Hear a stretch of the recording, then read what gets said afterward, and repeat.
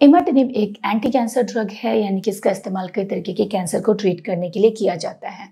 Blood cancer जैसे कि CML, ALL और उसके अलावा गैस्ट्रोइंटेस्टाइनल स्ट्रोमा ट्यूमर्स जो हैं, इनके ट्रीटमेंट में इमाटिनिब का इस्तेमाल किया जाता है। कैंसर एक ऐसी कंडीशन होती है जहाँ पे जो सेल ग्रोथ होती है वो अनकंट्रोल्ड हो जाती है और काफ़ी तेज़ी से स्प्रेड करने लगती है, फैलने लगती है।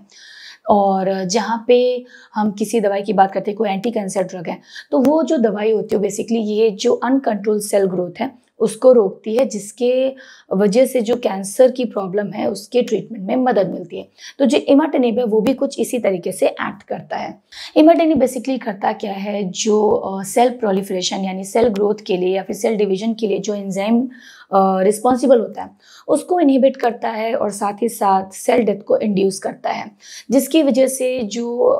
अनकंट्रोल्ड सेल ग्रोथ हो रही थी, सेल डिवीजन हो रहा था, वो या तो धीमा पड़ जाता है यानी स्लो डाउन हो जाता है, या फिर ख़त्म हो जाता है, रुक जाता है, सेल ग्रोथ रुक जाती है जो अनकंट्रोल्ड है, जिसकी वजह से जो कैंसर की प्रॉब्लम है उसके ट्रीटमेंट में मदद मिलती है और इस तरीके से ये दवाई एक्ट करती है। इमाटिनिब एक क्रिटिकल कंडीशन के लिए प्रिस्क्राइब की जाने वाली दवाई है। पहली बात तो ये कि ये एक प्रिस्क्रिप्शन मेडिसिन है, ये सिर्फ डॉक्टर के प्रिस्क्रिप्शन पे ही ली जाती है और ख़रीदी जा सकती है। और ये जो दवाई है इसको, क्योंकि मैंने बताया कि काफ़ी एक क्रिटिकल सिचुएशन की ट्रीटमेंट के लिए इसका इस्तेमाल किया जाता है, क्रिटिकल कंडीशन की ट्रीटमेंट के लिए इसका इस्तेमाल किया जाता है, तो इसका जो हमें जिस तरीके से इसके रेजिम को फॉलो करना है बिल्कुल अपने डॉक्टर के एडवाइस के हिसाब से ही करना है। इसके डोज और ड्यूरेशन का हमें बहुत ज़्यादा ध्यान रखना है, इसमें माइन्यूट चेंजेस भी एक्सेप्टेबल नहीं हैं, तो ध्यान रखिए कि किस तरीके से आपके डॉक्टर ने इस दवाई को लेने के लिए कहा है। अब किस तरीके से प्रिस्क्राइब करते हैं वो डिपेंड करता है आपकी मेडिकल कंडीशन क्या है, आपका जो बीमारी है, जो तकलीफ़ है उसकी सिवियरिटी क्या है, तो ये सारी चीज़ें देखते हुए आपके जो डॉक्टर होते हैं इस दवाई को एक पर्टिकुलर डोज और ड्यूरेशन के लिए प्रिस्क्राइब करते हैं। तो जिस तरीके से और जितने डोज में और जितने समय के लिए आपके डॉक्टर ने इस दवाई को लेने के लिए कहा है, बिल्कुल उस रेजिम को हमें स्ट्रिक्टली फॉलो करना है। थोड़े से भी माइनर चेंजेस भी बिल्कुल हमें नहीं करने चाहिए, क्योंकि वो हार्मफुल हो सकते हैं। इस दवाई को लेते समय ध्यान रखें कि खाने के साथ में लें और एक फुल ग्लास ऑफ वाटर के साथ लें, ताकि जो नोजिया और एब्डोमिनल अपसेट होने के चांसेस हैं उसको मिनिमाइज़ किया जा सके। साथ ही साथ इस दवाई को जब लेते हैं तो तोड़ने की, च्यू करने की या फिर पानी में मिक्स करने की बिल्कुल ज़रूरत नहीं है। एज अ होल आपको लेना है और बिल्कुल उसी तरीके से जिस तरीके से कि आपके डॉक्टर ने कहा है, और एक फिक्स्ड टाइम शेड्यूल हमें इसके साथ में फॉलो करना है कि किस टाइम पे हम आज ले रहे हैं, बिल्कुल उसी टाइम पे हमें इसके नेक्स्ट डोज को रिपीट करना चाहिए। अब अगर बात करें इसके कॉमन साइड इफ़ेक्ट्स के, तो इसके साइड इफ़ेक्ट्स कई सारे होते हैं, जैसे कि नोजिया है, वॉमिटिंग है, एब्डोमिनल पेन है यानी कि पेट में दर्द हो सकता है, मांसपेशियों में क्रैम्प्स हो सकते हैं, मस्कुलोस्केलेटल पेन हो सकता है यानी कि मांसपेशियों में, जोड़ों में थोड़ा दर्द रह सकता है, और उसके अलावा डायरिया हो सकता है, रैशेज हो सकते हैं, थकान की कंप्लेन हो सकती है और कई बार एडिमा की भी कंप्लेन इस दवाई के साथ होती है। हालांकि ये जो सारे साइड इफ़ेक्ट्स हैं टाइम के साथ ग्रेजुअली ये रिजॉल्व हो जाते हैं, सबसाइड हो जाते हैं, लेकिन अगर इनकी सीवियरिटी बनी हुई है, आपको लग रहा है कि आपको ये तकलीफ़ दे रहे हैं, बॉदर कर रहे हैं और काफ़ी समय तक अगर ये परसिस्टेंट है, तो डेफिनेटली आपको अपने डॉक्टर को इन्फॉर्म करना चाहिए। साथ ही साथ ये जो इमाटिनिब ड्रग है इसमें वाटर रिटेंशन की टेंडेंसी होती है। इस दवाई को लेने के साथ में वाटर रिटेंशन बॉडी में हो सकता है, तो अगर आप ये दवाई ले रहे हैं, सडनली आपको अपने अंदर चेंजेस नज़र आ रहे हैं कि सडनली वेट गेन बहुत ज़्यादा हो जा रहा है, रैपिड अगर वेट गेन आपको नज़र आ रहा है, आपको सूजन दिख रही है शरीर में, तो आपको तुरंत अपने डॉक्टर को इसके बारे में इन्फॉर्म करना चाहिए, क्योंकि इसमें इस दवाई में वाटर रिटेंशन का एक फैक्टर होता है। तो इसके लिए ऐसा कुछ अगर आपको दिखता है तो तुरंत अपने डॉक्टर को इन्फॉर्म कीजिए। एक फैक्टर यहाँ पे और है कि इस दवाई के लेने के साथ में कुछ लोगों की जो स्किन होती है वो सनलाइट के टुवर्ड्स सेंसिटिव हो जाती है। तो जब आप ये दवाई का इस्तेमाल कर रहे हैं तो कोशिश करें जब भी आप बाहर निकल रहे हैं तो जो आपकी बॉडी पार्ट्स एक्सपोज्ड हैं, सनलाइट में एक्सपोज्ड होते हैं, उनको कवर करके और SPF प्रोटेक्शन के साथ ही बाहर निकलें, ताकि डायरेक्ट सनलाइट से आप अपनी स्किन को बचा सकें। साथ ही साथ जब आप ये दवाई लेते हैं तो आपको टाइम टू टाइम अपना ब्लड टेस्ट करवाना होता है, ताकि क्या वहाँ पे चेंजेस हो रहे हैं उसको मॉनिटर किया जा सके। साथ ही साथ लिवर फंक्शन टेस्ट को भी मॉनिटरिंग की ज़रूरत होती है टाइम टू टाइम इस दवाई के लेने के साथ में। ताकि अगर कोई भी चेंजेस हैं आपके लिवर फंक्शन टेस्ट में या फिर ब्लड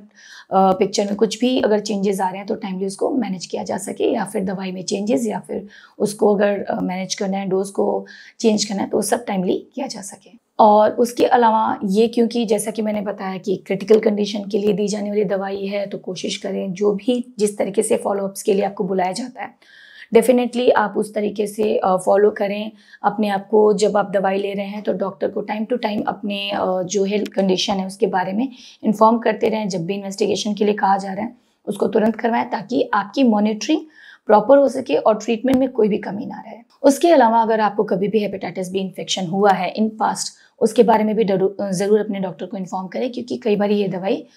थोड़ा सा उस पर भी एक्ट करती है। तो अगर कभी भी आपको पास्ट में हेपेटाइटिस बी इन्फेक्शन रहा है तो आप अपने डॉक्टर को इन्फॉर्म ज़रूर करें। और कोई अंडरलाइन मेडिकल कंडीशन है अगर आपको, लाइक डायबिटीज़ हो सकती है, हाइपोथायरॉयडिज्म हो सकता है, लिवर या किडनी से रिलेटेड कोई प्रॉब्लम हो सकती है, ब्लड प्रेशर है, हार्ट से रिलेटेड कोई प्रॉब्लम हो सकती है, तो कोई भी अगर मेडिकल कंडीशन पहले से आपको नोन है तो उसके बारे में भी अपने डॉक्टर को ज़रूर इन्फॉर्म करें। क्योंकि कई बारी ये एक दवाई दूसरे किसी बीमारी पे किस तरह का इफेक्ट डालती है हमें नहीं पता होता है, पर हमारे डॉक्टर को पता होता है। तो उसी हिसाब से वो हमारा फर्दर जो ट्रीटमेंट प्लान है उसको डिसाइड करते हैं। तो किसी भी तरीके की कोई भी बीमारी या दवाई का इस्तेमाल कर रहे हैं, कोई भी बीमारी है, अपने डॉक्टर को ज़रूर इन्फॉर्म करें। साथ ही साथ इन सारी कंडीशंस में अगर आप